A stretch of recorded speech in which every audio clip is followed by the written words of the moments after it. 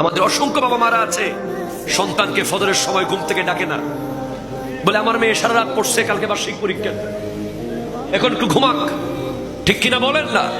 আমার ছেলে গোটা রাত দোকানদারি করছে, আমার ছেলে দুবাই থেকে মাত্র আসছে এয়ারপোর্ট থেকে সকালবেলা, একটু ঘুমাক। অসম্ভব, সে দুবাই থেকে আসুক আর আমেরিকা থেকে আসুক, সে দোকানদারি করুক আর মাটি কাটুক, তার পরীক্ষা থাকুক আর যাই থাকুক, নামাজ বন্ধ করার ক্ষমতা একমাত্র আল্লাহ ছাড়া আর কারণ নাই। ঠিক কিনা? কথা জোরে বলেন।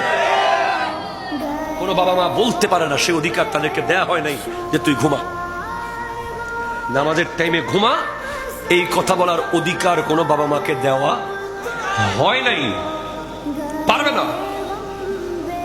আল্লাহর ফরজ নামাজ এই টাইমে নামাজ না পড়ে ঘুমা, একটু কষ্ট হয়েছে ঘুমা, এত রোজা সব রাখতে হবে না, আচ্ছা সামনে রাখবি আর কি, আর একটু বড় হইলে এই বলে রোজা আর দুটা ভাঙিয়ে ফেল, এগুলো বলার অধিকার পৃথিবীর কারো, শুধু আছে কার?